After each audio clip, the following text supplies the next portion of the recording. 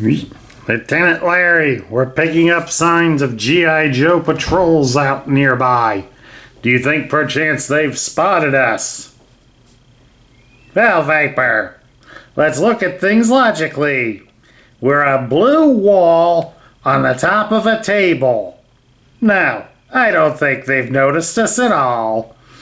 And even if they did, they were probably out of range anyways.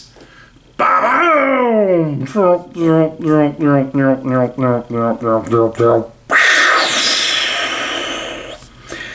But apparently the officer's latrine is in range. Hi, Major. Don't get up.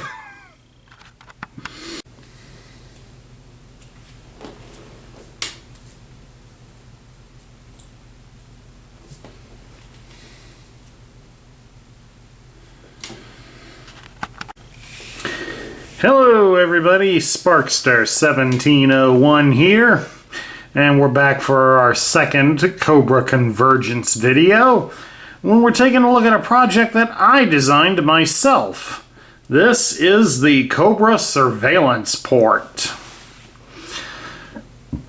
The Surveillance Port was released back in 1986. And it primarily served as a small Cobra outpost. Of course, it was a big year for Cobra playsets because the Terrordrome playset was also released that same year. And I can guess between the different price points, a fair amount of the kids probably wound up with this one. We'll turn it around here so that you can get a look at the inside and some of the interior detail.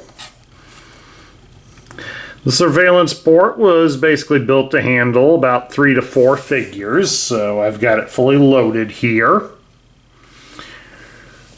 Some of its key selling points was the fact that you could interchange the 4 gray accessories here on the top. They could be positioned anywhere you wanted them to be. And the surveillance port also had some adjustable legs, so you could raise it up or keep it low to the ground. I sort of like keeping it like this because the design for mine is a little fragile. Probably needs a few more pieces to help hold some of the things securely onto it. Now mine's a little bit on the short side since on the real toy the figures could stand up and look over things, but I kept mine small so it'd be relatively to decent scale with the figures. Plus it also gives them some better cover from fire. Now while the surveillance port really didn't make much of a hit amongst a lot of places, it did recently get put into this book. This is one of the recent releases for the G.I. Joe role-playing game, The Quartermaster's Guide to Gear. Because the surveillance port did get put in here as a bit of gear on page 107. It lists that the surveillance port is known as a Gopher Snake class surveillance port.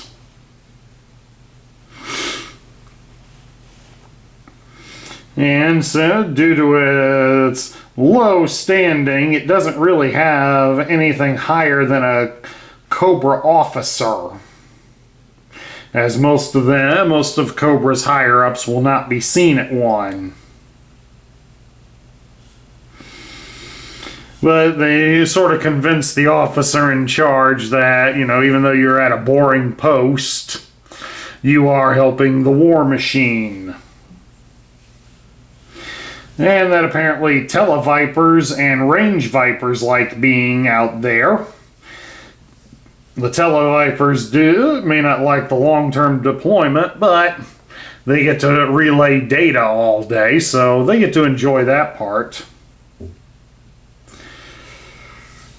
And other personnel like range vipers have to be willing to put up with the long periods of isolation in absolute silence. And that basically the defenses on this thing are kept minimal to protect it long enough for the thing to wipe its data. So that makes it for an interesting little spot. And it does sort of work with its weaponry, since its primary weapon is an air-cooled 6.5mm machine gun and a 16mm fully automatic liquid-cooled machine gun. That's basically what it has for its own defense, plus whatever anybody stationed here happened to bring with them. All in all, I do like this little playset. I mean, after all, I built it, so I ought to have some love for it. Although I will admit it might look a little bit better if it had the stickers. That leg keeps giving out on it. So definitely needs a slight redesign. That was a figure that fell out. That was a figure that fell out. See, the boss fell out, basically. I guess he deserves to fall out after getting mocked by Larry. All in all, I do like how this set turned out. I would have displayed it next to the one that I built it off of, but that one was not in great condition. It was a broken set, so I had to work with it quite a lot in order to make this work. But all in all, I think it turned out great. So now, let's bring out Larry here so he can help announce the next this week's lineup of Convergence participants. Thank you, boss.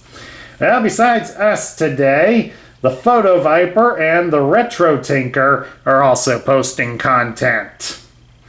Tomorrow on the 15th, Agent Chuckles and Forgotten Figures will be doing that. On Tuesday the 16th, we have Paul Knapp and Plastic Battles. On Wednesday the 17th, Anything Joe's and John Earl will be doing their content. On Thursday the 18th, we have Bees Battlegrounds. That's bee like in the insect. And Destro is my spirit animal.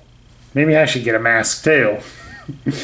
On Friday the 19th, we have Payne's Toy Samples and My Side of the Laundry Room. And lastly for this week on the 20th is JLS Comics, a great YouTube channel I might add, and the Island of Misfit Toy Collectors. Thank you, Larry. So that's our review of a Lego-built surveillance port. I hope you all enjoyed it. Please do remember that if you love the content that we feature on this channel, I would appreciate a like, a share, and a comment. And make sure you also subscribe so that you don't miss our Lego Cobra content for the month. This is Sparkster1701 saying Cobra!